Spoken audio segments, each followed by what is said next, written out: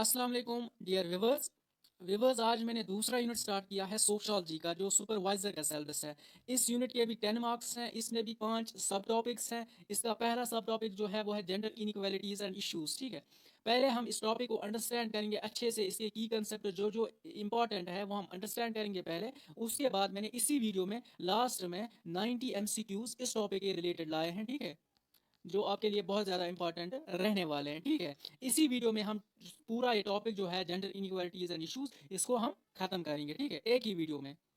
अब हम स्टार्ट करते हैं अपना topic gender inequalities and issues. ठीक है, सबसे पहले जेंडर्स को समझते हैं। देखो, दुनिया में इन ब्रॉडर सेंस हम देखेंगे ना, 2 टाइप्स ऑफ जेंडर्स है। ठीक है, कैटेगरी, इनकी 2 कैटेगरीज है। ठीक है, एक तो होमोसेक्सुअल, ठीक है, होमो, एक हेट्रो। ठीक है, वो मैंने नीचे लिखा है हिट्रो। सबसे पहले हिट्रो को ही समझते हैं, ये इजी है, ये आपको इजीली समझ आएगा। उसके बाद हम होमोसेक्सुअल पे आ जाते हैं। देखो, सबसे पहले heterosexual. Hetero means different, hetero means different. ठीक है, हिट्रो का आपको मतलब पता होना चाहिए। हिट्रो मीन्स डिफरेंट, होमो जो है ना, होमो मीन्स सेम। ठीक है, hetero means different. For example, जो नॉर्मली आजकल दुनिया में है ना, मेल फीमेल की तरफ अट्रैक्ट है, फीमेल मेल की तरफ अट्रैक्ट है, यानी अपने अपोजिट सेक्स से अट्रैक्ट होना, इसको हेट्रो, उस बंदे को हेट्रोसेक्सुअल बोलेंगे। ठीक है, attracted to opposite mate, opposite sex, इस तरह आप याद रखना। हेट्रोसेक्सुअल ये नॉर्मल है, एक नॉर्मल सिचुएशन है, ये आपको याद रखना, ये सिंपल है। लेकिन जो होमोसेक्सुअल है ना, इसमें कुछ और सब टॉपिक, सब जेंडर्स हैं, वो आपको अच्छे से, इसमें बहुत सारे टाइप्स हैं, वो आप अच्छे से देख लेना, इन पे भी क्वेश्चन आ जाते हैं। ठीक है।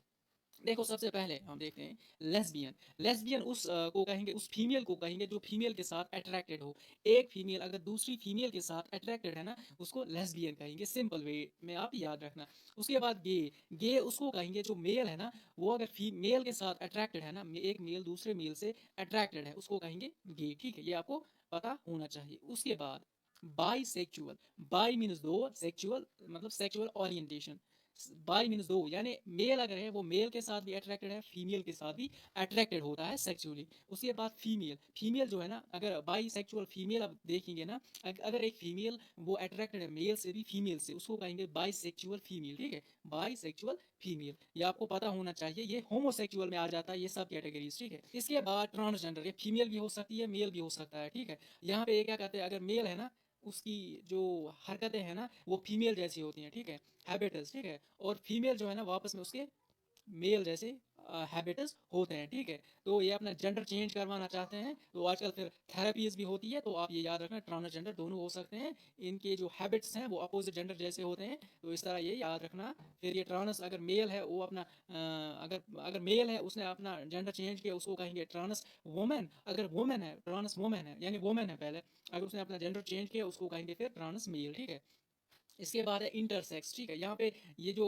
जब एक बर्थ होती है ना एक बेबी की, ठीक है, उस टाइम रिकॉग्नाइज करना मुश्किल हो जाता है कि ये मेल है या फीमेल है। तो ये मेडिकल या ये मतलब ये रिप्रोडक्टिव पार्ट्स में वहाँ पे रिकॉग्नाइज करना मुश्किल हो जाता है कि ये क्या है। तो ये इस तरह के भी केस आ जाते हैं, ये याद रखना आप। इंटरसेक्चुअल, यानी यहाँ पे मैंने लिखा है कन्फ्यूज्ड, यानी बोथ। यहाँ पे फिर डॉक्टर बोलता है कि आप मेल लिखो या फीमेल लिखो, दोनों हो सकता है। ठीक है, इसके बाद ए सेक्चुअल। ए सेक्चुअल उसको कहेंगे जो किसी भी सेक्स में इंटरेस्टेड ना हो। ठीक है, चाहे फीमेल है चाहे मेल है, वो इस सेक्सुअल इंटरकोर्स में कोई इंटरेस्ट नहीं रखता है, उसके पास ये फीलिंग्स नहीं होती है, इसको कहेंगे ए सेक्सुअल। अब इनको टोटलिटी में कहते हैं आजकल LGBTIA और प्लस भी। पहले LGBT कहते थे, फिर आई भी आया, फिर ए भी आया, आज प्लस भी है। तो प्लस मतलब अभी भी कुछ और टर्म शायद आ जाएंगे, तो इसीलिए इसको प्लस रखा गया है। ठीक है, यहाँ पे एक और टर्म है क्वीर। ठीक है, ये LGBTIA+ है ना, इन टोटलिटी आप समझ लीजिए एक अम्ब्रेला है। ठीक है, इनके इसके अंडर सब ये टर्म्स आ जाती है।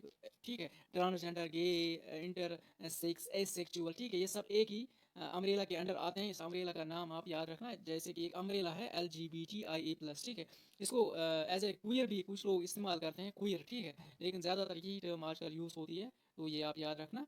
इसके बाद यहाँ पे लिखा है हेट्रोसेक्सुअल, जो मैंने ऑलरेडी आपको बोला, जो अट्रैक्टेड हो, जो नॉर्मल सिचुएशन है, एक मेल फीमेल की तरफ अट्रैक्टेड है, एक फीमेल मेल की तरफ अट्रैक्टेड होती है सेक्सुअली, तो उसको कहेंगे हेट्रोसेक्सुअल। ठीक है, यहाँ पे मैंने इंपॉर्टेंट डेज पहले लिए हैं कुछ, जो बहुत ज़्यादा इंपॉर्टेंट है। इंटरनेशनल वुमेंस डे 8 मार्च होता है, इसका जो जो 2023 में जो थीम थी ना, इंस्पायर इंक्लूजन। ठीक है, और एक और डे है वुमेन्स इक्वलिटी डे। ठीक है, 26 अगस्त होता है, ये डे मनाया जाता है। इसकी थीम क्या थी, एम्ब्रेस इक्विटी। ठीक है, एम्ब्रेस इक्विटी। इसके बाद हम इंपॉर्टेंट पॉइंट्स है यहाँ पे जो बहुत ज़्यादा इंपॉर्टेंट है, जो इंडियन पैनल कोड है ना, यहाँ पे मैंने लिखा है सेक्शन 377, इसमें लिखा गया है कि voting rights of these transgenders, gay, lesbian, इसमें सब आते हैं, LGBTI+ सब के लिए क्या क्या है वोटिंग राइट्स हैं, right to privacy, transgender person protection of rights, ठीक है। इसी तरह drug abuse, pride month, homosexuality, ये सेक्शन 377 के अंडर आ जाता है, ये आपको याद रखना है, बहुत ज़्यादा इंपॉर्टेंट है। यहाँ पे 1977 में ये जो है ना शकुंतला देवी, ठीक है, इसने एक पब्लिश बुक की थी जिसका नाम था द वर्ल्ड ऑफ होमोसेक्सुअल, ये आपको याद रखना है कि इसने लिखी है, ये भी बहुत ज़्यादा इंपॉर्टेंट पॉइंट है। इसके बाद 1994 में क्या हुआ, they were legally granted voting right as a third gender, पहले मेल और फीमेल था, दो ही जेंडर थे पहले। 1994 के बाद ट्रांसजेंडर्स जो है ना, इनको भी as a third gender voting right दिया गया है, ठीक है।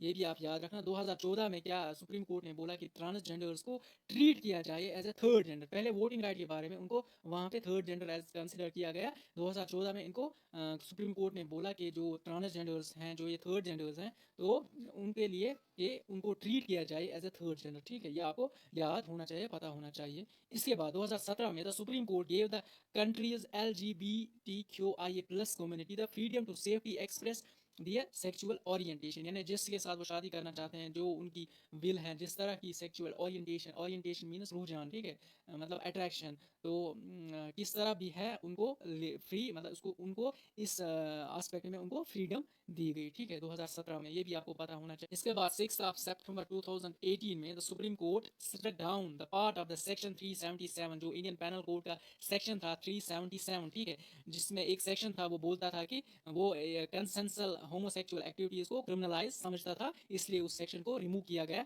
2018 में। 2018 में फिर इनको फ्रीडम दी गई कि वो शादी भी कर सकते हैं अपने, मतलब गे गे, मेल मेल के साथ शादी कर सकता है, फीमेल फीमेल के साथ, ठीक है। तो 2018 में ये इंसिडेंट भी हुआ, ये भी आपको पता होना चाहिए। 2019 में क्या हुआ, parliament enacted transgender person protection of rights act with an objective to provide for protection of rights of transgender people, their welfare and their related matters. Transgender के बारे में ये आपको पता होना चाहिए, 2019 में प्रोटेक्शन ऑफ राइट्स, इनके बारे में ये पास किया गया, ये भी आपको पता होना चाहिए। इसके बाद यहाँ पे इंपॉर्टेंट इंडेक्सेस है, ठीक है, जो अभी रिसेंटली जो ग्लोबल जेंडर गैप इंडेक्स है ना, वो बहुत ज़्यादा इंपॉर्टेंट है इस टॉपिक के कॉन्टेक्स्ट में, ठीक है। इंडिया, ये जो 17th था, ठीक है, ये जो रिपोर्ट था ना 2023 का, ये 17th रिपोर्ट था, ठीक है। यहाँ पे release by World Economic Forum, जो है ना वर्ल्ड इकोनॉमिक फॉरम, यही इसको रिलीज करता है। इसमें टॉप किसने किया, आइसलैंड ने इसमें टॉप किया, इसको स्कोर क्या था, 0.91 इसका स्कोर था। इंडिया की रैंक क्या थी, 127, ठीक है, आउट ऑफ 145 कंट्रीज, ठीक है। यहाँ पे मैंने नोट भी लिखा, पहले जो 2022 में इंडिया की रैंक 135 थी, ठीक है, ये आपको पता होना चाहिए। अब इम्प्रूवमेंट आ चुकी है इसमें इस साल, तो ये आपको पता होना चाहिए। इसके बाद आगे बढ़ते हैं, यहाँ पे इसी रिपोर्ट के बारे में थोड़ा सा और पढ़ेंगे, क्योंकि ये जो रिपोर्ट है ना जेंडर गैप, ये है ना इंडेक्स, जेंडर गैप इंडेक्स, यहाँ पे क्वेश्चन आप समझ लीजिए, यहाँ पे क्वेश्चन आ सकता है, ठीक है, ये मतलब इंपॉर्टेंट है बहुत ज़्यादा, ये जो जेंडर गैप इंडेक्स होता है। इट हैज़ 4 इंपॉर्टेंट डायमेंशन, ये जो रिपोर्ट है ना इसके 4 इंपॉर्टेंट डायमेंशन, यानी चार आस्पेक्ट्स ये कवर करता है। इकोनॉमिक आस्पेक्ट है, एजुकेशन, हेल्थ, पॉलिटिकल, ठीक है। यहाँ पे जो स्कोर होता है ना वो 0 से 1 होता है, जिस जहाँ पे फुल मतलब अचीवमेंट होगी ना, वहाँ पे 1 स्कोर दिया जाएगा उसको, जिस जहाँ पे कोई इंप्रूवमेंट नहीं होगी वहाँ पे 0 दिया जाएगा, ठीक है। जो आइसलैंड है ना 0.91 था, ठीक है, तो उसका स्कोर 0.991 था, तो उसको उसने टॉप किया, ठीक है। इसके बाद इन कॉन्टेक्स्ट ऑफ वर्ल्ड पहले देखेंगे कि वर्ल्ड के कॉन्टेक्स्ट में इस रिपोर्ट में क्या बोला गया, उसके बाद इंडिया के कॉन्टेक्स्ट में देखेंगे कि इस रिपोर्ट में क्या बोला गया, ठीक है। सबसे पहले जो ग्लोबल जेंडर गैप स्कोर था ना 2023 का, वो स्टैंड्स एट 68%, यानी 0.68 ये स्कोर था, ठीक है। इंप्रूवमेंट कितनी थी, 0.3%, ये आपको पता होना चाहिए। एट द करंट रेट अगर यही प्रोग्रेस रही ना, तो 131 साल लगेंगे to achieve full gender parity, ठीक है। आइसलैंड हैज टॉपर्ड 14th टाइम्स, ठीक है, 14th टाइम, ठीक है, आइसलैंड ने 14th टाइम टॉप किया, ठीक है, कॉन्सेक्यूटिव ईयर्स, पिछले 14 सालों से आइसलैंड ही टॉप कर रहा है, ठीक है, विद जेंडर गैप ऑफ 91.2%, ठीक है। स्कोर कितना था इसका, 0.91, ठीक है। इसके बाद फिर अदर कंट्रीज जो है ना, नॉर्वे, फिनलैंड और स्वीडन, इनका भी आप देख लेना, ये इसके बाद आती है, ठीक है। इसका 87 स्कोर है, इसका 86 है, इसका 81 है। इसके बाद gender gap in health and survival has closed by 96%, ठीक है, 96% यहाँ पे ग्लोबली जो जेंडर गैप है ना हेल्थ के इश्यूज में, तो ये 96% है। The political empowerment gender gap remain 22.1%। The project timeline, इसमें कितना टाइम लगेगा जो ये पॉलिटिकल एम्पावरमेंट है ना, पॉलिटिकल आस्पेक्ट में जेंडर गैप कितनी है 22%। अगर यही इंप्रूवमेंट रही ना तो यहाँ पे बोला गया है कि 162 ईयर्स लगेंगे इस गैप को क्लोज करने में, ठीक है। इसके बाद gender gap in educational attainment is projected to close 16 years लगेंगे। अभी भी जो मेल और फीमेल में जो गैप है ना एजुकेशन के एस्पेक्ट से, उसको 16 ईयर्स लगेंगे अगर यही इंप्रूवमेंट रही तो, ठीक है।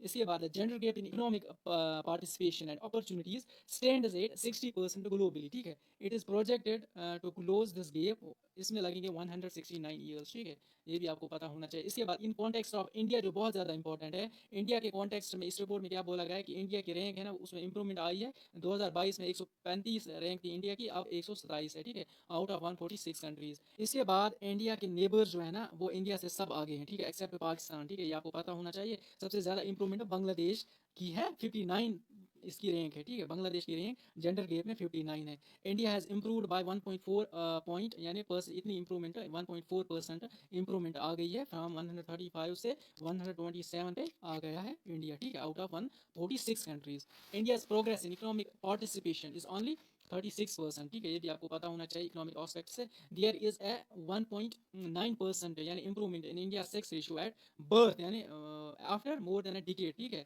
After more than a decade 1.9% improvement आ गई है। जो सेक्स रेशियो होता है ना मेल और फीमेल कितनी है, तो उसमें इंप्रूवमेंट आ गई है 1.9%। ये बहुत ज़्यादा इंपॉर्टेंट है। डेमोग्राफिक आस्पेक्ट से भी ये बहुत ज़्यादा इंपॉर्टेंट है, ये भी आपको पता होना चाहिए। इसके बाद मैंने इंपॉर्टेंट जो स्कीम्स है वो मैंने यहाँ पे लाई है, जो मिस हुई है ना वो मैंने एमसीक्यूज में लाई है। अच्छे से आप डेट याद रखना और इसके रिलेटेड है, ये इंपॉर्टेंट है बस, ठीक है।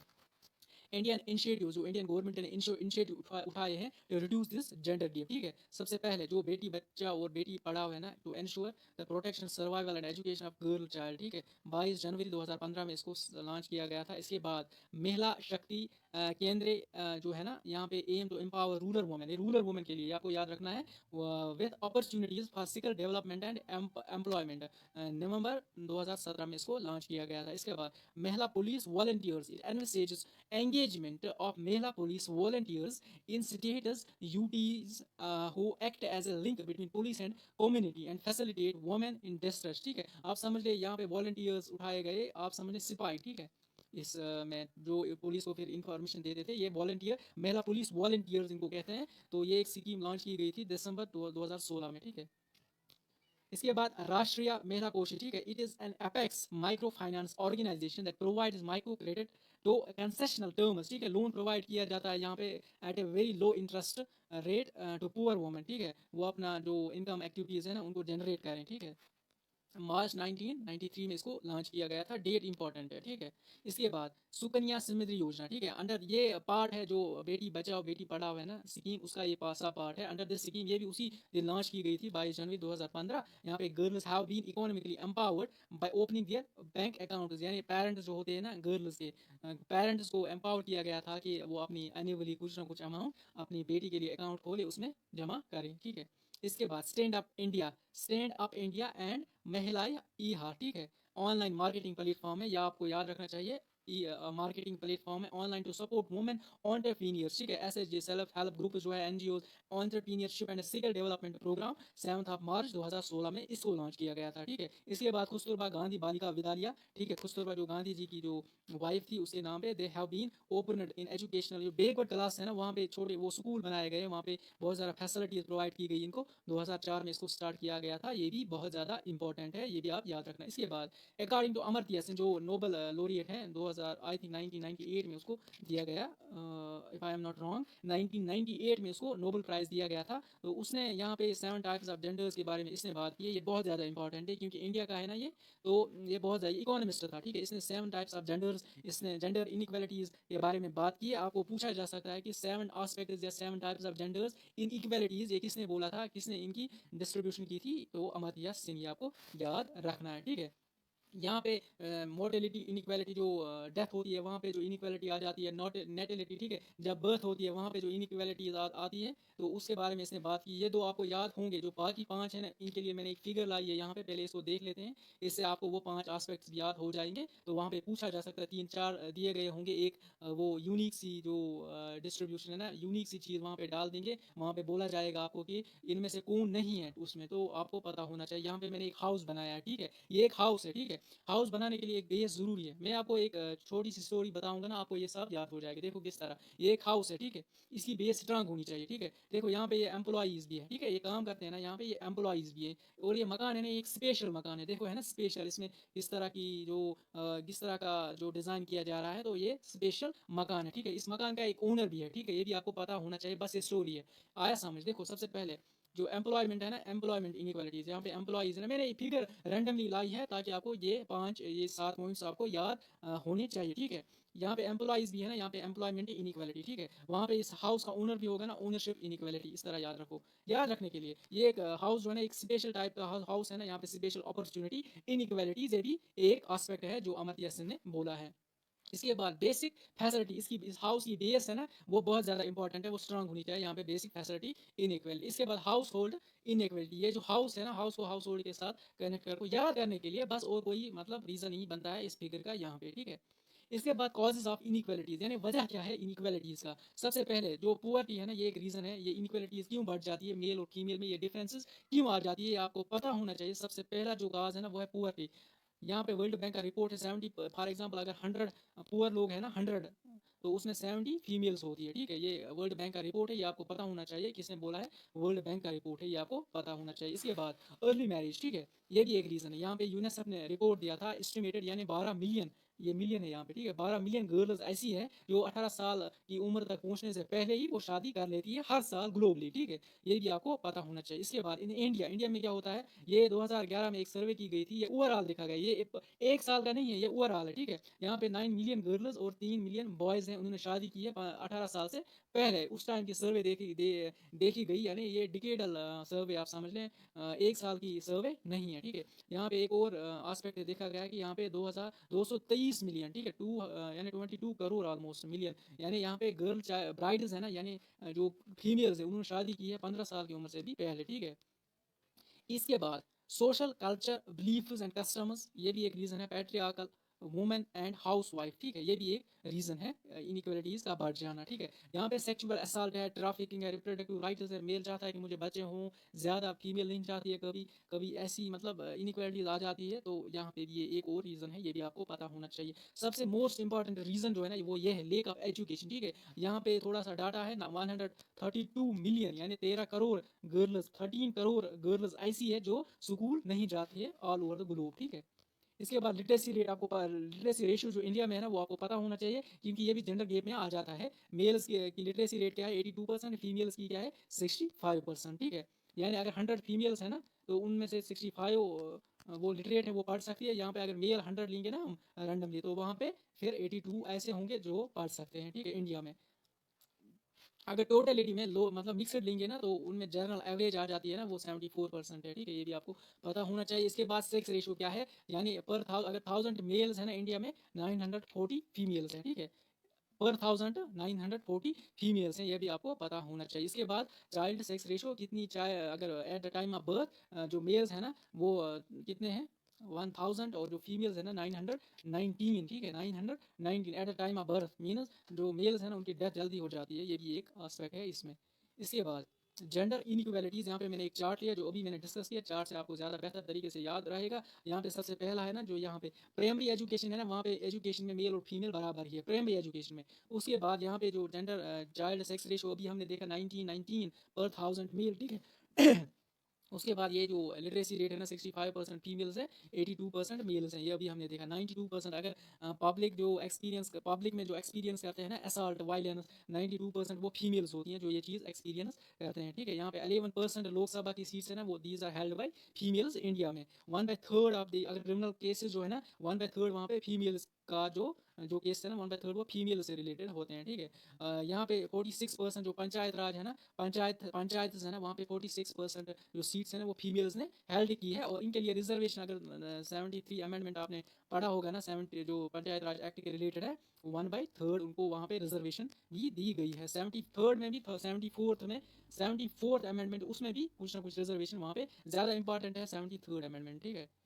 इसके रिलेटेड यहाँ पे मैंने लिखा है, जो इंडिया में जो फीमेल्स की पॉपुलेशन है ना परसेंटेज के हिसाब से वो 48.5% है, और इकोनॉमिक जो वर्क फोर्स में है ना वो 27% ऑनली, ठीक है। इसके बाद यहाँ पे मैंने लिखा है, यहाँ पे ये बहुत ज़्यादा इंपॉर्टेंट है, जो 2023 में बहुत ही आप समझ ले एक इम्पॉर्टेंट पॉइंट है, जो वुमेन्स रिजर्वेशन बिल आई गई 2023 में ही। यहाँ पे इसका नाम, इस बिल का नाम क्या था, नारी शक्ति विधान बिल। आपको पूछा जा सकता है 128th कॉन्स्टिट्यूशनल अमेंडमेंट बिल, ठीक है। बिल नंबर 128, ठीक है। एक्ट नंबर 106, ठीक है। एक्ट नंबर 106, लेकिन बिल नंबर 128, ये आपको याद रखना है। इसके बाद इंट्रोड्यूस कब की गई, 19 सितंबर, पास किया लोकसभा में, कब पास की गई, 20 सितंबर, फिर राज्यसभा में 21 सितंबर। इसके बाद प्रेसिडेंट ने साइन किया 29 सितंबर, ठीक है। फिर एक्ट नंबर क्या बना, 106 एक्ट नंबर ये बना, ठीक है। इसके बाद आर्टिकल का कौन कौन सा इंसर्ट किया, यानी इंडियन कॉन्स्टिट्यूशन में कौन कौन सा आर्टिकल ऐड किया गया, यहाँ पे 330A, 332A, 334A, ये 3 आर्टिकल्स आपको पता होने चाहिए। मेन प्रोविजन क्या है इस बिल का, 33% लोकसभा में, और जो स्टेट्स की असेंबलीज होती है ना वहाँ पे भी 33% रिजर्व सीट्स रखी गई फीमेल्स के लिए, ठीक है। ये भी आपको पता होना चाहिए। इसके बाद when implemented after the completion of a new census and delimitation process, ठीक है। जब सेंसस कंप्लीट होगा ना 2023 का, इसके बाद ही इसको इम्प्लीमेंट किया जाएगा। इसकी वैलिडिटी जो है ना वो 15 साल है, ठीक है। ये भी आपको पता होना चाहिए। इसके बाद मैंने यहाँ पे एक और चार्ट लाया है, इंपॉर्टेंट है। ये जो सस्टेनेबल डेवलपमेंट गोल्स है ना, ये आपने पढ़ा होगा डिफरेंट एग्जाम्स में, ये बहुत ज़्यादा इंपॉर्टेंट होता है जीके के पोर्शन से। यहाँ पे जो 5th गोल है ना इसका, ये बात कर रहा है, वहाँ पे पूछा जा सकता है कौन सा नंबर का गोल जो जेंडर इक्वेलिटी के बारे में बात कर रहा है सस्टेनेबल डेवलपमेंट गोल में, वो 5th, ठीक है, वो 5th गोल है, ठीक है। ये आपको पता होना चाहिए। इसके बाद आगे बढ़ते हैं, यहाँ पे कॉन्सिक्वेंसेस ऑफ जेंडर इनइक्वालिटीज, ये जो इनइक्वालिटीज है ना जेंडर में, इससे क्या होगा, यानी इसका रिजल्ट क्या होगा अगर ये कंटिन्यू रही ना ये गेप्स, इससे क्या होगा। यहाँ पे एक तो ह्यूमन राइट्स की वायलेशन होती है, इससे इकोनॉमिक इंस्टेबिलिटी आ जाती है कंट्री में, पॉलिटिकल इंस्टेबिलिटी आती है, फैमिली सिस्टम इंस्टेबल हो जाता है, सोशल इंस्टेबिलिटी आ जाती है, चिल्ड्रंस पे भी इससे इम्पैक्ट पड़ जाता है। ये भी आपको पता होना चाहिए। इसके बाद कुछ इंटरेस्टिंग फैक्ट्स आपको पता होने चाहिए, इंपॉर्टेंट है फैक्ट्स हैं, आउट ऑफ क्यूरियोसिटी भी आप पढ़ लें, अच्छा लगेगा। Women on average live significantly longer than man, ठीक है। जो फीमेल होती है ना उसकी लाइफ एक्सपेक्टेंसी ज़्यादा होती है एज कम्पेयर टू मेल, यानी मेल जल्दी मर जाता है, ये एक फैक्ट है। Man have larger lung volume, जो लंग्स होते हैं ना मेल्स का, उनका वॉल्यूम ज़्यादा होता है एज कम्पेयर टू फीमेल्स। और मेल्स में सर्कुलेटिंग जो ब्लड सेल्स है ना, रेड ब्लड सेल्स और क्लॉटिंग फैक्टर ज़्यादा होता है एज कम्पेयर टू फीमेल्स। जो वुमेन्स होती है ना वहाँ पे वाइट ब्लड सेल्स ज़्यादा होती है, और एंटीबॉडीज जल्दी फास्ट ये करते हैं, प्रोड्यूस करते हैं, ठीक है। फीमेल्स और on average more empathetic than males, यानी कंपैशनेट, यानी लविंग, केयरिंग, ठीक है, gentle. From birth males and females are socialize differently, ठीक है। इनको डिफरेंटली सोशलाइज किया जाता है। इसके बाद in relationship the power lies with the male, ठीक है। ये आपको पता होगा जब रिलेशनशिप्स होती हैं, शादियां होती है, जो डोमिनेंट होता है वो मेल ही होता है। इसके बाद currently women are mostly effected by this socially constructed serial, ये जो सीरियल बनाया गया है ना फीमेल को घर में ही रहना चाहिए, पढ़ाई नहीं करनी चाहिए, इससे सबसे ज़्यादा इफेक्ट फीमेल्स पे ही पड़ता है, ये आपको पता होना चाहिए। इसके बाद natural differences between the sexes based on biological and anatomic factors, ठीक है। या तो बायोलॉजिकल फैक्टर से ये डिफरेंस आ जाती है, और एनाटॉमी यानी फिगर किस तरह की है, किसी के फीमेल्स के बाल लंबे होते हैं या ग्रो डिफरेंट पार्ट्स की डिफरेंट तरीके से होती है, ये चीज़ें आपको पता होंगी, ठीक है। इसके बाद डिफरेंट रिप्रोडक्टिव रोल्स, ये भी पता है आपको। These biological differences include chromosomes and hormonal differences, ये हार्मोन्स में डिफरेंसेस होती है। इसके बाद man on average are taller, ये आपको पता होगा मेल ज़्यादा टॉलर होते हैं as compare to females. Even no man and women present themselves as divided along the gender lines, इन्होंने खुद, मतलब अब फीमेल भी खुद इस लाइन को ड्रा करती है कि मेरा अलग फील्ड है, मेल का अलग फील्ड है। अब ये यूज हो गई है इन कस्टमर से, इन जो सोशली कंस्ट्रक्टिव जो स्केल है ना इससे, ठीक है। अब फीमेल्स ने भी एक लाइन ड्रा की है, वो उस लाइन से बाहर नहीं जाना चाहती है, ठीक है।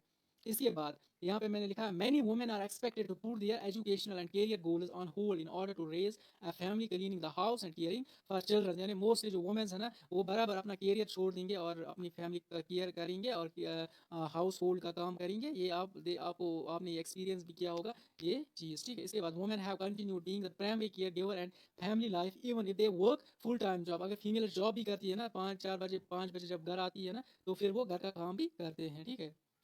इसके बाद एक स्टडी है, इंटरेस्टिंग है, ये आप देख लेना। यहाँ पे बोला गया है कि एक एक वीक में, ठीक है, ये एक स्टडी थी, एक वीक में एक फीमेल है ना वो 18 आवर्स देते हैं चाइल्ड केयर में, यानी अपने बच्चों को ख्याल रखने में 18 आवर्स देती है एक फीमेल। उसके बारे का जो मेल है ना वो 84 मिनट्स देता है, ठीक है। ये आपको एक इंटरेस्टिंग फैक्ट था, यहाँ पे मैंने ये लाया है। अब जो कुछ भी मिस हुआ ना वो हम एमसीक्यूज में कवर करेंगे। 90 एमसीक्यूज मैंने यहाँ पे लाए हैं, तो इनको अच्छे से देख लेते हैं। अब एमसीक्यूज स्टार्ट करते हैं, ठीक है।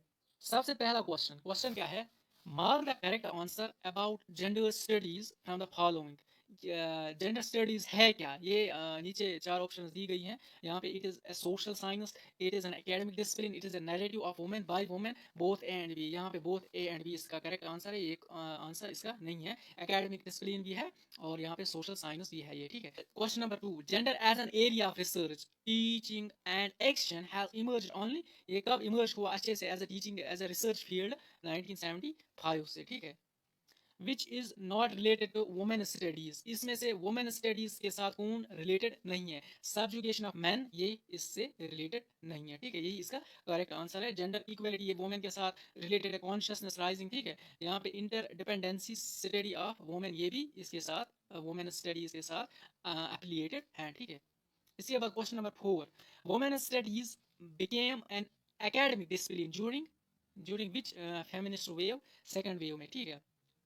इसके बाद क्वेश्चन नंबर 5, मैस्क्यूलिनिटी मेल के साथ, यहाँ पे जो इमोशंस है ना ये मेल के साथ अटैच्ड नहीं है। मैन है ना ये स्ट्रेंथ डिस्क्राइब करता है, पावर एग्रेशन, ठीक है। इमोशंस फीमेल के साथ अटैच्ड होते हैं, ठीक है। फेमिनिस्ट रिसर्च एम्स टू, यानी फेमिनिज्म जो है ना इसकी रिसर्च ये क्या मतलब इसका फील्ड क्या है, यहाँ पे इसका करेक्ट आंसर है ना research on women, about women, of women, ठीक है। ये आपको याद रखना चाहिए, on women, about women, of women, ठीक है। यहाँ पे जो research of women by women, सिर्फ वुमेन ही इस पे काम नहीं करते हैं, मैन भी इसमें काम करते हैं। यहाँ पे क्यों नहीं है, बाय मैन, फीमेल भी करती है काम, इसलिए ये भी इसका करेक्ट आंसर नहीं है। यहाँ पे भी बाय वुमेन है ना तो यहाँ पे मेल और फीमेल भी होना चाहिए, तो इस तरह ये भी नहीं है। इसका करेक्ट आंसर क्या है, ऑन वुमेन, यानी वुमेन के ऊपर, वुमेन के मुताबिक, और ऑफ वुमेन, ठीक है, वुमेन का। इसके बाद which is the term for the societal expectations and norms associated with being male or female, इनके साथ, या फॉर एग्जांपल आप समझ लें सोसाइटल एक्सपेक्टेशन, जो हमने परसेप्शन बनाई है कि ये मेल है फीमेल है, जो जो डिफरेंसेस हमने एक्सेप्ट की है ना सोशल सोसाइटी में, इसको क्या कहेंगे, इसको कहते हैं यहाँ पे जेंडर स्टीरियोटाइप्स, ठीक है। इसके बाद question number 8, in India what is the legal age for marriage for women according to the prohibition of, question number 8, in India what is the legal age for marriage for women according to the prohibition of child marriage act. इसकी जो as है ना वो 18 जरूरी है, ठीक है। इसके बाद question number 9, a process of being fair to men and women is, यहाँ पे इसका जो करेक्ट आंसर है ना वो है जेंडर इक्विटी, ये आपको याद रखना है। Women in early Buddhism is written by, ठीक है, एक बुक किसने लिखी है, एम टैलन ने, ये इंपॉर्टेंट बुक है, याद रखना। इसके बाद question number 11, which constitutional amendment in India provides for the reservation of seats for women in local bodies such as panchayat and municipalities, ये कौन सा अमेंडमेंट यहाँ पे बात करता है इसके बारे में, 73rd अमेंडमेंट है। इसके बाद question number 12, what is the term for elimination of discrimination and ensuring equal opportunities and outcomes for individuals regardless of their gender, यानी इक्वल अपॉर्चुनिटी प्रोवाइड की जाएगी, डिस्क्रिमिनेशन नहीं होगी, ये सब इसको क्या कहेंगे, जेंडर इक्वालिटी, ठीक है। जेंडर इक्वालिटी ये आपको पता होना चाहिए। इसके बाद question number 13, in the context of gender issues what does the term glass ceiling refers to, यहाँ पे इसका करेक्ट आंसर है ना वो है an invisible barrier to career advancement in women, जो वुमेन को रोकते हैं ना जो फील्ड में डिफरेंट कैरियर्स में आगे जाने में, तो उसको गिलास सीलिंग कहते हैं, ठीक है। इसके बाद question number 14, which social reformer played a crucial role in advocating for the rights and education of women in India during the 19th century, यहाँ पे इसका जो करेक्ट आंसर है ना वो है राजा राम मोहन राय, इसने इस पे बहुत काम किया, ये इंपॉर्टेंट पर्सनैलिटी है, याद रखना। इग्नोरिंग और failing to address the gender dimensions is called, इसको क्या कहेंगे, जेंडर ब्लाइंड, ठीक है। ये आपको पता होना चाहिए, फैक्चुअल चीज है, आपको पता होना चाहिए। Social structure that institutionalize man physical social economic power over women, ठीक है, मैन को पावरफुल मतलब बनाता है ओवर वुमेन। ये कौन सा आस्पेक्ट है, कौन सा स्ट्रक्चर है, इसको क्या कहेंगे, मैस्क्यूलिटी, मेल के रिलेटेड है, मेल पावरफुल है, डोमिनेंट है। Having the same number of men and women at all levels within the organization to ensure equal representation and participation in all areas, gender balance कहते हैं इसको, क्या कहते हैं, जेंडर बैलेंस, पार्टिसिपेशन में equal participation, ठीक है, इन ऑल एरियाज, पता होना चाहिए आपको। Question number 18, which term is used for the practice of abortion at fetus based on its sex, often leading to a skewed sex ratio in certain regions? इसका correct answer है sex selective abortion. इसके बाद question number 19, what government initiative in India focuses on the promoting the welfare of the girl child by addressing issues such as female foeticide and education? इसका जो correct answer है ना question number 19, वो है बेटी बचाओ बेटी पढ़ाओ। इसके context में ये सब कुछ बोला गया है। मैं आगे आपको मैंने रखा है ये फीमेल फोर्टिसाइड और फीमेल इन्फेंटिसाइड, इसमें डिफरेंस क्या है वो आप अच्छे से समझ लेना। इसके बाद question number 20, the first wave of women's movement stood mainly for, सबसे पहले जो वुमेन्स मूवमेंट है ना ये किसके लिए उठी थी, राइट टू वोट, ठीक है, वोट के लिए। क्वेश्चन नंबर 20, इसका करेक्ट आंसर क्या है, सी पार्ट, ठीक है। Question number 21, according to Marxist historian subordination of women developed with the development of, यानी जो फीमेल है ना ये इंफीरियर रह गई और जो मेल है ना ये सुपीरियर हो गया, यानी डोमिनेंट हो गया। कब, जब ये प्राइवेट प्रॉपर्टी का कंसेप्ट आ गया था। ये किसका नजरिया है, मार्क्सिस्ट हिस्टोरियंस जो है इसको फॉलो करते हैं, और कॉल मार्क्स भी, तो ये आपको पता होना चाहिए, इनका ये मानना है। Who remarked one is not born a woman but becomes woman, ये इंपॉर्टेंट है डेफिनेशन, ये किसने दी थी, ये आपको पता होना चाहिए, सिम वन डी बेवियर, ठीक है। यहाँ पे डेफिनेशन में है ना one is not born a woman, एक इसका ये कहना है कि जो फीमेल होती है ना वो बाय बर्थ फीमेल नहीं होती है, उसको बनाया जाता है, सोशलाइज किया जाता है उस तरीके से, इसीलिए वो फीमेल बन जाती है। ये किसका मानना था, सिम वन, वहाँ पे भी सिम वन है ना, यहाँ पे वन है इसमें इस डेफिनेशन में, तो इस तरह भी याद रख सकते हो, है ना, सिम वन, तो याद करने के लिए ये इस तरह याद रख सकते हो। Which among the following is written by Gerda Lerner, ठीक है, ये आपको पता होना चाहिए, इसने क्या लिखा है, क्रिएशन ऑफ पैट्रियार्की। मैंने लास्ट में बुक्स के कुछ कवर फोटोज लाए हैं, वो याद रखने के लिए 5-7 बुक्स हैं, इंपॉर्टेंट है, किसने लिखी है वो मैंने लास्ट में रखी है, आप उनको भी देख लेना, उससे ज़्यादा मेमोरी में लॉन्ग टर्म तक याद रहेगा। इसके बाद यहाँ पे मैंने एक नोट लिखा है, explanation for the origin of misogyny. इस बुक में इसने मिसोजिनी के बारे में लिखा है, ये कहाँ से आया। मिसोजिनी मीन्स जो वो मेल जो फीमेल को बुरा समझता है उसको दबा के रखता है, आपने ये टर्म कॉमनली यूज़ की होगी। तो मेसोपोटामिया की हिस्ट्री इसने लाई है इसमें, और वेस्टर्न सोसाइटी के बारे में इसने लिखा है, तो क्रिएशन ऑफ पैट्रियार्की, ठीक है। इसके बाद क्वेश्चन क्या है 24, who wrote vindication of human, जो rights of women, vindication for the rights of women, ये किसने बुक लिखी है, ये आपको पता होना चाहिए, इसका नाम था मैरी वॉलस्टोनक्राफ्ट, ठीक है। क्वेश्चन नंबर 24, ठीक है। इसके बाद क्वेश्चन नंबर 25 पे पहुंचते हैं। Which of the following work was written by Simone de Beauvoir, अभी मैंने बोला सिम वन है ना, वहाँ पे वन डेफिनेशन में वन के बाद क्या आता है, सेकंड, इस तरह याद रखो, सेकंड सेक्स, इसने ये बुक लिखी है, ठीक है, ये आपको पता होना चाहिए। इसके बाद क्वेश्चन नंबर 26, फेमिनियन, ठीक है, फेमिनिस्ट जो उसको क्या है, mystique, a famous work on gender relations was written by, ये किसने लिखी है, ये भी आपको पता होना चाहिए, ये लिखी है बेटी, ये है ना बेटी फेडन, ठीक है, बेटी फेडन। क्वेश्चन नंबर 26, इनका कवर फोटो मैंने लास्ट में लाया है, उससे आपको ज़्यादा बेहतर तरीके से याद रहेगा, तो वो भी आप देख लेना। The term gender identity was originally coined by, ये टर्म किसने क्वीन की थी, इसका यही नाम है रॉबर्ट जे स्टोलर, ठीक है, इसी ने ये टर्म यूज की थी। Question number 28, act which provides for equal wages to women and a man for equal work, ठीक है, मैन और फीमेल को इक्वल वेज दी जाएगी, इक्वल अगर उन्हें काम बराबर किया उनको इक्वल वेज दी जाएगी। ये किस एक्ट के अंडर बोला गया, एक्ट ये इक्वल रिम्यूनरेशन एक्ट है ना, इसके अंडर, ठीक है। आपने अभी भी देखा होगा प्राइवेट इंस्टीट्यूशंस में किस तरह फीमेल्स को बहुत कम सैलरी दी जाती है एज कम्पेयर टू मेल, अभी भी चल रहा है, लेकिन इस एक्ट के अंडर ये बोला गया कि फीमेल्स और मेल्स को इक्वल वेज दी जाएगी अगर उन्होंने इक्वल काम किया, ठीक है, ये आपको पता होना चाहिए, ये एक्ट इक्वल रिम्यूनरेशन एक्ट, ठीक है। अगर आप ये याद रखना चाहते हैं, ये 1976 में लाया गया था, ठीक है, एक्ट नंबर 25 था ये, अगर याद रखना चाहते हो, डेट याद रखना, एक्ट नंबर याद नहीं रखना, बस 1976 याद रखना, ठीक है। इसके बाद question number 29, the word donate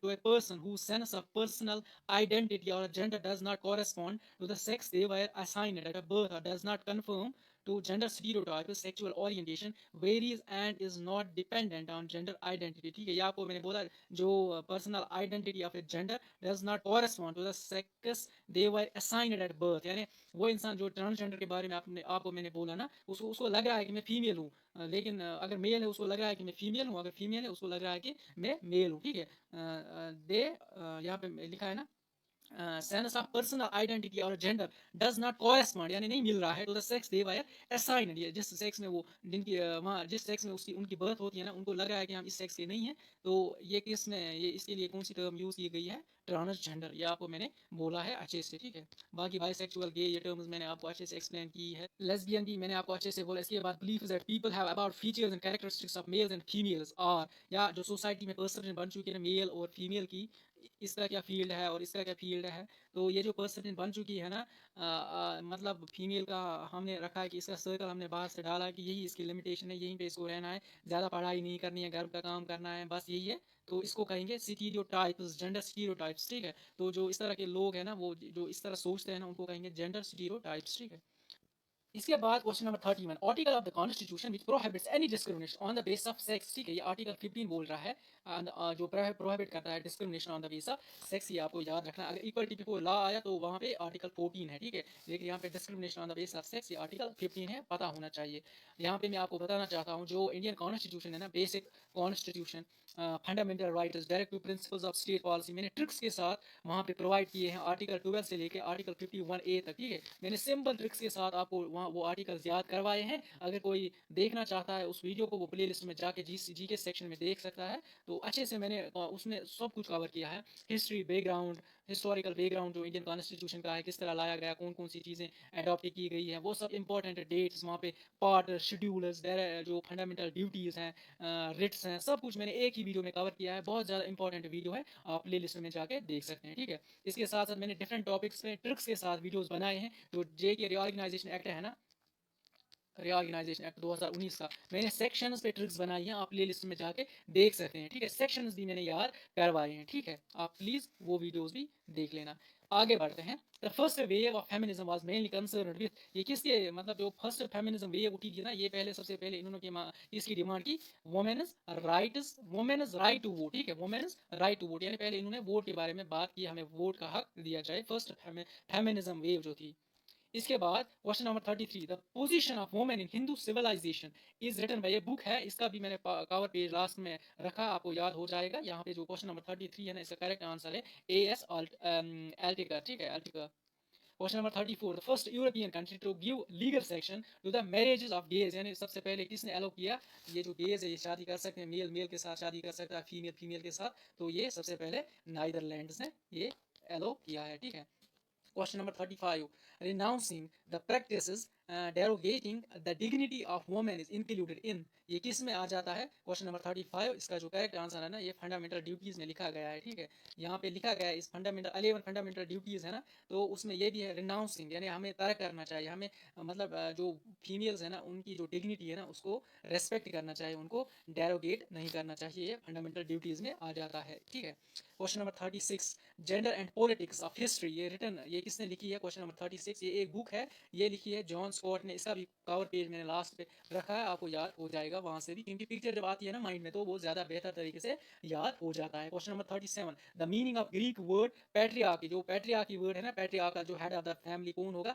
mail होगा, उसको पैट्रियार्कल कहते हैं। हमने फैमिली सिस्टम, फैमिली किंगशिप, वो सब कुछ अच्छे से, मैरिज वो पढ़ा ना, वहाँ पे ये टर्म्स हमने अच्छे से डिटेल में पढ़ी है। यहाँ पे इसका आंसर है हेड ऑफ द ट्राइब को पैट्रियार्की कहते हैं। ठीक है, ये ग्रीक वर्ड है। Question number 38, which article in Indian constitution ensures equality before law and prohibits discrimination based on gender. ठीक है, यहाँ पे बोथ आ जाएंगे, देखो इक्वालिटी बिफोर लॉ ये आर्टिकल 14 बोल रहा है, और प्रोहिबिट्स डिस्क्रिमिनेशन ये आर्टिकल 15 बोल रहा है। तो आप ये याद देख लेना, ये इसमें मैंने बोथ लिखा है, ये शायद क्वेश्चन में ही एरर हुआ है किसी को जिसने ये क्रिएट किया है क्वेश्चन, तो आप ये देख लेना। इसके बाद question number 39, which legislation criminalizes sexual harassment at the workplace in India, ये sexual harassment of women at workplace act 2013 का है, तो ये इसके बारे में बात करता है। इसके बाद question number 40, under which legislation is the act of a dowry, its exchange and acceptance prohibited, aiming to prevent its exploitative consequences of bride on brides and their families, ये जो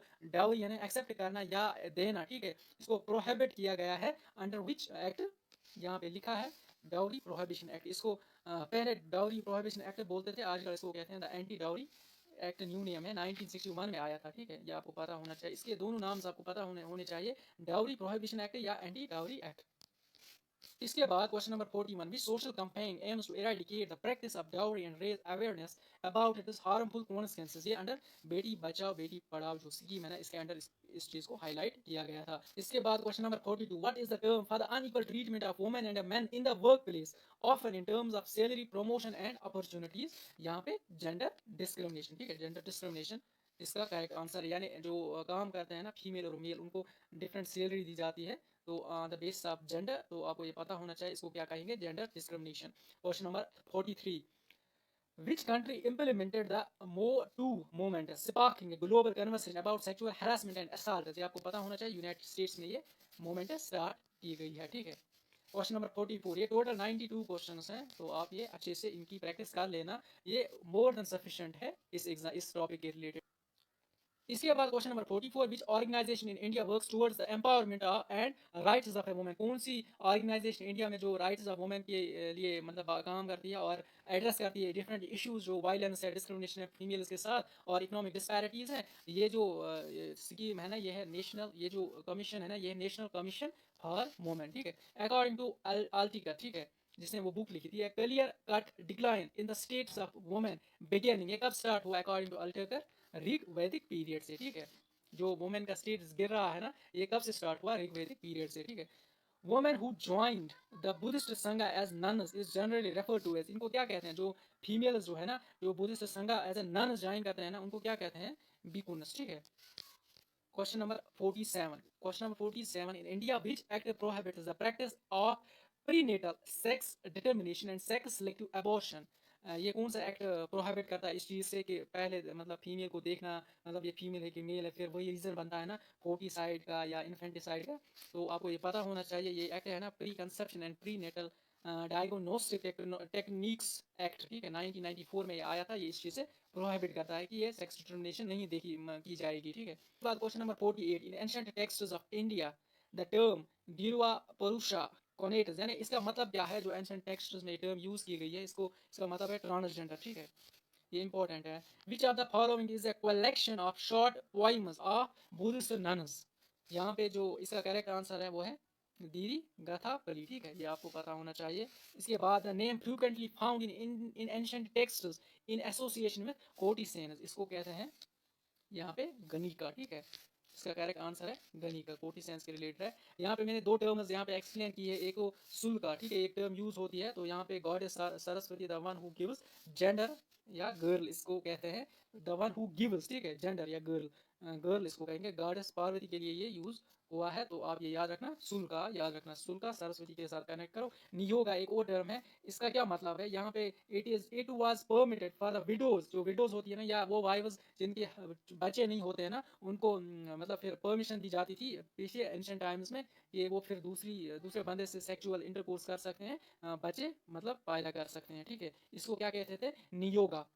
इंपॉर्टेंट टर्म है, याद रखना। यहाँ पे polyandry system existed in India from which period, ये polyandry आपको पता होगा, poly means many, andry means husband, जिसमें बहुत सारे हस्बैंड्स होंगे, एक फीमेल होगी, तो ये कब से स्टार्ट हुआ है, ऋग्वेदिक पीरियड से, ये आपको याद होना चाहिए। क्वेश्चन नंबर 51, इसके बाद question number 52, in the context of women's rights what does the term triple talaq refers to. Triple talaq का मतलब क्या है, ए प्रैक्टिस और instance divorce in Muslim marriages, जो जल्दी जल्दी ट्रिपल तलाक देते हैं ना, तो उसको मतलब जो जल्दी एक साथ तलाक तलाक तलाक इस तरह बोलते हैं ना, तो ये आपको पता होना चाहिए, ये प्रैक्टिस ऑफ इंस्टेंट यानी तेजी से जल्दी जल्दी देते हैं ना, मुस्लिम मैरिज में होता है ये, तो ये आप याद रखना। इसके बाद question number 53, which government initiatives focuses on improving the nutrition and health status of pregnant and lactating mothers in India. जो लैक्टेटिंग मदर्स आर दोज जो अपने बच्चों को अभी दूध देती है, अभी बच्चे छोटे हैं, और जो प्रेग्नेंट वुमेन्स हैं उनकी हेल्थ पे मतलब ये इनिशिएटिव गवर्नमेंट ने उठाए उनकी जो न्यूट्रिशन पे मतलब न्यूट्रिशन और हेल्थ में इम्प्रूवमेंट लाने के लिए ये इनिशिएटिव उठाया गया। कौन सा इनिशिएटिव है? प्रधानमंत्री मतरू यहाँ पे वंदना योजना 2017 में इसको लाया गया। याद किस तरह रखोगे डेट? ये जो है ना, अगर इन अगर प्रेगनेंसी के दौरान या लैक्टेटिंग मदर्स का न्यूट्रिशन का ख्याल नहीं रखा गया ना, उनकी जान या बच्चे की जान को खतरा है। खतरे को 17 के साथ कनेक्ट करके ये डेट याद रखो। यहाँ पे प्रधानमंत्री आवास योजना है ना, ये जो हाउसिंग के रिलेटेड है, ठीक है। 2014 में कश्मीर में सैलाब आए थे ना, फिर 2015 में दूसरे मकान हमें बनाने पड़े थे, मतलब बहुत सारे लोगों को दूसरे मकान बनाने पड़े थे दूसरे साल, ठीक है। 14 में सैलाब आया, 15 में उन्होंने फिर नए मकान बनाए। तो इस तरह याद रखना 2015 में, इसका डेट भी याद रख सकते हो। यहाँ पे जनधन योजना के स्कीम्स हैं आपके इस सेल्बस में, तो मैं देख लूंगा, मैं अलग से एक ही वीडियो में ट्रिक्स के साथ इनके डेट्स याद करवाता हूँ आपको। जन धन योजना DAB, इसका सीरीज नंबर क्या है? ABCD, A1 B2 C3 D4, 4 है ना, 14 के साथ लास्ट में 4 है। लास्ट ही नंबर जो है ना वो भूल जाता है, तो इस तरह याद रखो, 4 है लास्ट में, धन के साथ याद करो, ठीक है। इसके बाद स्वच्छ भारत अभियान जो 2 अक्टूबर 2014 में स्टार्ट हुआ था, गांधी जी के जो बर्थडे है उसी डेट पे 2014 में, याद अगर रखना चाहते हो। स्वच्छ भारत अभियान बीजेपी गवर्नमेंट कब आई थी? यानी भारत जनता पार्टी, उसमें भी भारत है ना, भारतीय जनता पार्टी, ठीक है। भारतीय इस भारत स्वच्छ भारत मिशन के साथ कनेक्ट करो, उन्होंने स्टार्ट किया था ना ये, तो याद रखना उसी साल जिस साल गवर्नमेंट आई थी, बीजेपी गवर्नमेंट आई थी, उसी साल इस स्कीम को भी लॉन्च किया गया था, 2 अक्टूबर 2014। यहाँ पे मैंने लिखा है तो government of India flagship initiative, ये इंपॉर्टेंट है बहुत ज़्यादा, पोषण, ठीक है, पोषण अभियान 2018 में इसको स्टार्ट किया गया था। यहाँ पे 8 मार्च 2018, 8/18 के साथ कनेक्ट करके याद रखो, पोषण अभियान, ठीक है। has been instrumental in advancing nutrition outcomes for pregnant women, lactating mothers, adolescent girls and children under 6 years of age in comprehensive manner, यानी 6 years of age तक, ठीक है। ये स्कीम आपको अच्छे से पता होनी चाहिए। इसको क्या कहते हैं? पोषण अभियान। 8 मार्च 2018 में इसको स्टार्ट किया गया था। Question number 54, the marriage between a low caste man and a high caste women, ये आपको जो हमने किनशिप फैमिली और मैरिज पढ़ा ना, वहाँ पे अच्छे से हमने पढ़ा। लो कास्ट मेल होगा, इसको कहेंगे पैट्रिलोमा, ठीक है। अगर फीमेल हाई कास्ट की होगी उसको कहेंगे एनिलोमा। यहाँ पे एक क्वेश्चन दिया लिखा है मैंने, the marriage between a high caste male and a low caste women is referred to as anuloma, ठीक है। Question number 55. Question number 56. Which organization released the global gender gap report ranking countries based on gender disparity? ये आपको पता होगा, जब हमने reports अच्छे से देखा ना ऊपर, जिनके इन कॉन्टेक्स्ट ऑफ वर्ल्ड और इंडिया के कॉन्टेक्स्ट में जो कुछ भी बोला गया उसमें वर्ल्ड इकोनॉमिक फॉर्म था वो, ठीक है। तो आपको ये पता होना चाहिए। यहाँ पे है, what is the term for the discrimination faced by women in the workplace, often in terms of pay and job opportunities, ठीक है। तो इसको क्या कहते हैं? इसको कहेंगे गिलास सीलिंग, ठीक है, गिलास सीलिंग। ये एक क्वेश्चन पीछे भी आया था इसका। Question number 58, what term is used for the act of deliberately killing a woman for bringing dishonor to the family, often due to perceived violations of cultural norms? इसको कहते हैं ऑनर किलिंग, ये आपको पता होना चाहिए। फीमेल्स को मार दिया जाता है अगर उसने कोई गलती उससे हुई है, या गर्ल को उसको मार देते हैं तो उसको कहते हैं ऑनर किलिंग, ये आपको टर्म याद रखनी है। इसके बाद question number 59, in which year did the witness of Nirbhaya gang rape incident leading to increase awareness about women safety? जो निर्भया गैंग रेप है ना, दिल्ली, साउथ दिल्ली में हुआ था ये इंसिडेंट। एक फीमेल थी, 2012 में ये हुआ था। ये बहुत ज़्यादा मतलब शॉकिंग न्यूज़ थी, अनफॉर्चुनेट है। तो ज्योति सिंह था उसका नाम, ठीक है। उसको फिर मीडिया ने नाम दिया निर्भया, ठीक है। Nirbhaya means careless one. तो यहाँ पे निर्भया गैंग रेप कहते हैं, गैंग रेप केस, ठीक है। तो ये 2012 में ये इंसिडेंट हुआ था। तो इसके बाद ये जो है ना फीमेल है ना, इसकी डेथ हुई थी 2 वीक्स के बाद, ठीक है। अगर आप देखना चाहते हो यूट्यूब पे आप जाके ना निर्भया गैंग रेप के बारे में सर्च करो, क्या ये इंसिडेंट था, क्या हुआ था। 2012 में ये इंसिडेंट हुआ। फिर 2015 में इसी गैंग रेप जो हुई थी ना, ये जो अनफॉर्चुनेट इंसिडेंट हुआ था ना, इसी वजह से फिर सिविलियन जस्टिस ये पास हुआ था, care for the protection of children amendment 2015, ठीक है। ये आपको पता होना चाहिए, ये आउटकम था इस जो ये इंसिडेंट हुआ था। इसके बाद question number 60, in India what is the name of the government scheme launch to address issues related to female child mortality and sex ratio? कौन सी गवर्नमेंट स्कीम है, कौन सी स्कीम है जो इन चीज़ों को एड्रेस करती है? फीमेल चाइल्ड की जो डेथ है उसको एड्रेस करती है, और सेक्स रेशियो में जो कमी आ रही है इसको, इन चीज़ों को एड्रेस करती है अंडर बेटी बचाओ बेटी पढ़ाओ के आस्पेक्ट में, ठीक है। इसी के अंडर ये सब चीज़ें, ये इश्यूज हाईलाइट किए गए हैं, इन चीज़ों पे फोकस किया गया। Question number 61, which term is commonly used to describe the unequal distribution of house hold chores and care giving responsibilities between man and women? इसका जो करेक्ट आंसर है ना वो है gender division, general division of labour, ठीक है, gender division of labour. Question number 62, in which year did the United Nations launch, United Nation ने इस कैंपेन लॉन्च की थी 2015 में, प्लेनेट 50-50 बाय 2030, यानी जेंडर इक्वलिटी के रिलेटेड, ठीक है, ये आपको पता होना चाहिए, बहुत ज़्यादा इंपॉर्टेंट है।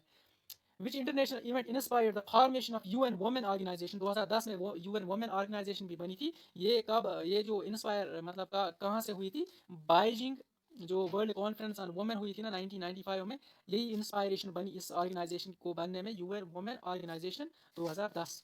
इसके बाद question number 64, which organisation is known for the he for she campaign promoting men's involvement in achieving gender equality, ये यूएन वुमेन जो है ना, ये ऑर्गेनाइजेशन, इसने ये कैंपेन लॉन्च की थी। नोट यहाँ पे मैंने लिखा है 2010 में इस यूएन वुमेन ऑर्गेनाइजेशन ने इसको लॉन्च किया गया था 2010 में।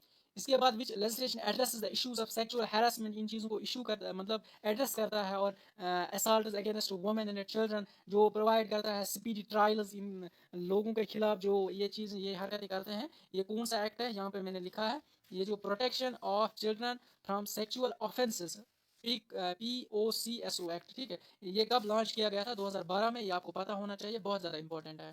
इसके बाद question number 66, what is the primary focus of the one stop centre, ये जो स्कीम है ना, इसका प्राइमरी फोकस क्या है, ये जो गवर्नमेंट ऑफ इंडिया ने स्टार्ट की थी ये स्कीम, तो यहाँ पे इसका जो प्राइमरी फोकस है ना, वो है legal aid and counselling for women affected by violence, ये आपको पता होना चाहिए। Question number 67, which social reformer activated for women's education and played a key role in the establishment of the first school for girls in India, ये जो इसका correct answer है वो है ईश्वर, यहाँ पे है ना, ईश्वर चंद्र विद्यासागर, ठीक है, ईश्वर चंद्र विद्यासागर। क्वेश्चन नंबर 67 पता होना चाहिए आपको। क्वेश्चन नंबर, ये इंपॉर्टेंट है, ये इंपॉर्टेंट है।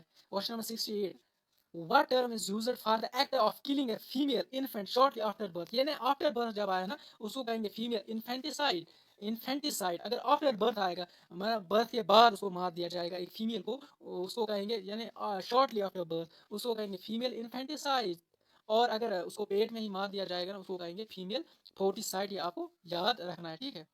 यहाँ पे मैंने नोट भी लिखा है, abortion of a girl child in mother's home refers to, जो पेट में जिसको मार दिया जाएगा ना, उसको कहेंगे फीमेल फोर्टिसाइड। और ये इंपॉर्टेंट है बहुत ज़्यादा, यहाँ पे क्वेश्चन बन सकता है। और after instantly after birth, birth के बाद अगर किसी बच्ची को मार दिया जाएगा ना, उसको कहेंगे फीमेल इन्फेंटिसाइड, ठीक है। अगर किसी वुमेन को मार दिया जाएगा, उसको कहते हैं ऑनर किलिंग, ठीक है, ये आपको पता होना चाहिए, इंपॉर्टेंट है बहुत ज़्यादा। ए women who was dedicated to worship and serve a deity or a temple for life is God, उसको क्या कहते हैं, देवी दासा, ठीक है, ये आपको पता होना चाहिए। हिंदुइज्म में टेम्पल्स में जो डेडिकेटेड होती है वुमेन, उसको वहीं पे मतलब रखा जाता है बचपन से, तो ये आपको पता होना चाहिए। इसके बाद question number 70, concubines of the kings chiefs nobles etcetera, जो गुलाम होती थी कनीज़ें जिनको कहते हैं, इज रेफर टू एज, उनको क्या कहते हैं, मतलब आप समझ लें हिंदुइज्म में या संस्कृत में बोगा स्त्री, ठीक है, पता होना चाहिए आपको। Which form of marriage hold supreme position in the ancient literature, ये मैरिज नहीं है, वुमेन है, ठीक है, वुमेन, ये ब्राह्मण है, ब्राह्मण, ठीक है, ब्राह्मण वुमेन जो है ना, ये इनको सुप्रीम माना जाता था, एंशिएंट लिटरेचर में भी इनके बारे में लिखा गया है। इसके बाद question number 72, the appointment of a wife or widow to procreate a son from a male other than husband is called, ये मैंने आपको अच्छे से बोला, ऊपर मैंने जो डेफिनेशन ली थी, नियोगा, ठीक है। यहाँ पे क्या किया जाता है कि अगर फीमेल है ना, उसको मतलब कोई बच्चा नहीं है या विडो है, तो उसको इंटरकोर्स करने के लिए बोला जाता है कि वो इंटरकोर्स करें किसी और के साथ, वो अपना बच्चा वो जने, ठीक है, तो ये आप याद रखना, इस टर्म को क्या कहते हैं, नियोगा, ठीक है। 73, special reformer who took initiative in the abolition of sati, कौन था, आपको पता होगा, राजा राम मोहन राय, बहुत ज़्यादा important personality. What does the term maternity leave जो हम जो ये है ना, मतलब प्रेग्नेंट वुमेन्स की जो यहाँ पे लीव जो उनको दी जाती है ना, अगर कोई प्रेग्नेंट वुमेन है ना, उनको एक स्पेशल लीव दी जाती है, मतलब गवर्नमेंट की तरफ से, डिपार्टमेंट्स की तरफ से। तो what does the term maternity leave refer, इसका क्या मतलब है, तो leave for the pregnant employees को लीव दी जाती है, एक रिलैक्सेशन दी जाती है। In the Indian context, what is the legal age for voting for both man and women, ये आपको पता होगा। The custom of sati was legally abolished in which year? 1829, पता होगा आपको। The governor general who abolished the custom of sati, William Bentinck, यानी इसने ban किया, इस तरह याद रखो, बेंटिक है ना, इसको इसने बैन किया, इसने बैन किया सती सिस्टम को, उस टाइम यही गवर्नर जनरल था, ठीक है। Widow remarriage act was passed in which year? ये आपको पता होगा 1856 में इसको पास किया गया था। इसके बाद question number 79, widow remarriage act was passed by, उस टाइम कौन था गवर्नर जनरल ऑफ इंडिया? वो था लॉर्ड डेलहाउसी। उसके बाद फिर 1858 के बाद फिर वाइस रॉय बने, ठीक है। फिर डायरेक्टली ग्राउंड रूल आया, यहाँ पे कंपनी रूल एंड हुआ था 1880 1858 में, तो ग्राउंड रूल आया था, तो फिर वाइस रॉय टर्म यूज की जाती थी इंस्टेड ऑफ गवर्नर जनरल, ये आपको पता होगा। तो उस टाइम गवर्नर जनरल कौन था? Lord Dalhousie. 1858 में 56 में ये शायद, हाँ 1856 में ये विडो रिमैरेज एक्ट पास किया गया था ना, 2 साल पहले ही, ग्राउंड रूल से 2 साल पहले, तो उस टाइम गवर्नर जनरल हुआ करते थे। Question number 80, which government initiative focuses on promoting women's self-help groups, empowering them through financial inclusion and skill development? यहाँ पे मैंने इनके डेट्स लिखे, ये नरेगा आपके लिए इंपॉर्टेंट नहीं है, और दीन दयाल ये जो स्कीम है ना, ये भी इंपॉर्टेंट नहीं है, इनका डेट्स आप वो याद नहीं रखने। ये जो है ना प्रधानमंत्री जन धन योजना, ये 2014 में अभी मैंने इसके बारे में डिस्कस किया, और बेटी बचाओ बेटी पढ़ाओ 22 जनवरी 2015 में इसको इस तरह याद रखो। बेटी है ना, बेटी बचाओ बेटी पढ़ाओ, पी 15, इस तरह याद रखो किसी भी तरह डेट इसका, तो याद हो जाएगा। Question number 80, question number 81, in the context of gender issues what is the term for the act of giving birth to a child at home without the presence of qualified medical जो professional, जो पहले ज़माने में हुआ करता था, मतलब आज से पहले 10-20 साल घर में ही डिलीवरीज होती थी, उनको उसको क्या कहते हैं? होम डिलीवरी, ठीक है। Social reformer who took initiative for the propagation of widow remarriage, पता होगा आपको, ईश्वर चंद्र विद्यासागर, यानी इसने इनिशिएटिव उठाया propagation for the widow remarriage. इसने बहुत इंपॉर्टेंट काम किया है, और उसमें जो अभी मैंने बोला राजा राम मोहन राय, उसने किसके रिलेटेड काम किया? सती सिस्टम को एबॉलिश किया, ठीक है। तो ये आपको पता होना चाहिए। यहाँ पे आप क्वेश्चन ऑलरेडी ओनली 10 क्वेश्चन रह गए, ठीक है, इनको अच्छे से देख लेना। ये बहुत ज़्यादा, ये 10 भी बहुत ज़्यादा इंपॉर्टेंट है। Children's understanding that their gender will not change even if they adopt the behavior, वो understanding जो एक बच्चे की होती है, कि वो सोचता है कि अगर मैं कपड़े भी लड़कियों की जैसा या लड़कों जैसा मतलब पहनूंगा, तो मेरा जेंडर चेंज नहीं होगा। इस अंडरस्टैंडिंग को क्या कहते हैं? इसको कहते हैं जेंडर, ये gender consistency. At what age gender identity is established in childrens? 2 साल, यानी 2 years का करेक्ट आंसर है। इसके बाद जो क्वेश्चन है, which of the following is an effective strategy to reduce children's gender stereotyping and gender role conformity? इसका जो करेक्ट आंसर है वो है gender emphasis on gender specific rules, ठीक है, पता होना चाहिए आपको। जेंडर इज एन, ये क्या है? ये एक सोशल कंस्ट्रक्ट है। सोशल कंस्ट्रक्ट का क्या मतलब है? जो सोसाइटी में बना है, लोगों ने बनाया है, इस तरह इसका ये मतलब है, ठीक है। आपको बस डेफिनेशन याद रखनी है, ये जो ये क्या इसको कहते हैं? जेंडर है, ये एक सोशल कंस्ट्रक्ट है। इसके बाद education of girls needs to be given priority because girls can lead social change, ये इंपॉर्टेंट है। गर्ल्स जो होती है ना, ये अपने जो काम है ना, उसमें ऑनेस्ट होती है, एग्रेसिव होती है, मतलब अच्छे से अपना काम जो होता है ना, उसको अच्छे से कर लेते हैं, ठीक है। These are the children's first source of information about gender, ये आपको पता होगा, पेरेंट सबसे पहले पहला सोर्स होता है उनके लिए, ठीक है। इसके बाद क्वेश्चन क्या है? If a teacher thinks that girls need to be given a different type of education which would help them become good wives and mothers, this type of thinking is known as, इसको क्या कहेंगे? अगर एक teacher समझता है कि एक girls को अलग किस्म की मतलब एजुकेशन दी जानी चाहिए, क्योंकि उनको वाइफ बनना है, मदर बनना है, तो इस टाइप की थिंकिंग को क्या कहते हैं? ये इसका क्या मतलब है कि ये जो टीचर है, ये प्रोमोट करता है gender bias and restricts the potential of girls. इसके बाद which are the following shows gender stereo, यहाँ पे क्वेश्चन क्या है? Which are the following shows gender stereotyping, यानी यहाँ पे कौन जेंडर स्टीरियोटाइपिंग दिखा रहा है? कौन सा और कौन सी option? Girls are more talented than boys, ये इसका कोई लिंक नहीं है। Girls can do household works, ये इसका करेक्ट आंसर है। यही इसका दिखा रहा है ना, कि गर्ल्स को सिर्फ हाउस होल्ड का काम करना है, घर में ही रहना है, पढ़ाई नहीं करनी है, ये एक स्टीरियोटाइपिंग परसेप्शन है, ठीक है। इसके बाद 2 क्वेश्चन रह गए बस, ठीक है। What are the 3 dimensions of gender inequality indicators? 3 dimensions कौन कौन है यहाँ पे? इंपॉर्टेंट है एजुकेशनल, इकोनॉमिक एंड ये जो एम्पावरमेंट है ना, ये इंपॉर्टेंट है। 3 एस्पेक्ट्स हैं, ये आपको पता होनी चाहिए। रिजर्वेशन नहीं है यहाँ पे, ये 3 याद रखना बस। ठीक है, इकोनॉमिक, एजुकेशन एंड एम्पावरमेंट, इस तरह याद रखना। इसके बाद eradicating pay gaps and increasing the chance of women's workforce is possible only through eradicating pay gaps. ये पे गैप्स इनको किस तरह, मतलब ये जो डिफरेंस आ जाती है ना, मेल्स को ज़्यादा अमाउंट दिया जाता है एज कम्पेयर टू फीमेल्स, इसको किस तरह इराडिकेट किया जाएगा? गर्ल्स को एजुकेट करना है, ठीक है, ज़्यादा से ज़्यादा। इसके बाद यहाँ पे कुछ इंपॉर्टेंट बुक्स हैं जो आपको पता होनी चाहिए, जो हमने एमसीक्यूज में डिस्कस किया है। पिक्चर से आपको ज़्यादा याद रहेगा। यहाँ पे ये जो vindication of the rights of women, मेरी वॉल्स टू क्राफ्ट ने लिखी है। द फेमिनिन मैस्टिक्यू, ठीक है, ये किसने लिखी है? ब्रेटी फ्रेडन ने, ठीक है। इसके बाद the position of women in Hindu civilisation, A S Altekar. एक और बुक है the creation of patriarchy, Gerda Lerner ने ये लिखी है। इसके बाद भी है यहाँ पे gender and the politics of history, important है, बुक है बहुत ज़्यादा। यहाँ पे जॉन वॉल स्टॉक ने लिखी, JW स्टॉक ने ये बुक लिखी है, इंपॉर्टेंट है ये भी। इसके बाद एक और है तीरी गथा पली, ठीक है। ये जो ये सेट ऑफ पोइम्स आप समझ लें, जो नन्स होती है ना बुद्धिज्म में, जिस तरह क्रिश्चियनिटी में नन्स होती है ना, इस तरह जो बुद्धिज्म में होती है ना, उनको क्या कहते हैं? बीकुन्नस, जो मैंने उसमें बोला MCQ में हमने डिस्कस किया। ये बुक आपको पता होनी चाहिए किसने लिखी है, ये बुक किस ने लिखी है, यहाँ पे लिखा है, तो आपको ये पता होना चाहिए। ये हुआ आपका कंप्लीट ये वाला टॉपिक अच्छे से। आई होप आपको ये टॉपिक अच्छा लगा होगा। प्लीज़ इस वीडियो को ज़्यादा से ज़्यादा शेयर करें और चैनल को भी सब्सक्राइब किया करें, सो दैट मैं मोटिवेट रहूँ, मैं आपको डेली बेस पे आपको ये लेक्चर्स प्रोवाइड कर सकूँ, ठीक है। जिसको PDF चाहिए वो मुझे कमेंट सेक्शन में बता देगा, मैं फिर टेलीग्राम की ID लिंक है ना, मैं वही प्रोवाइड करता हूँ फिलहाल, क्योंकि अभी लोग उतने नहीं मिले हैं जुड़े हैं इस चैनल से, सो दैट मैं जब लोग ज़्यादा जुड़ेंगे ना इस चैनल से, उसके बाद मैं ग्रुप बनाऊंगा, उसके बाद मैं प्रोवाइड किया करूँगा फ्री ये PDFs। तो आई होप आपको ये लेक्चर अच्छा लगा होगा। Thank you so much. अल्लाह हाफिज़।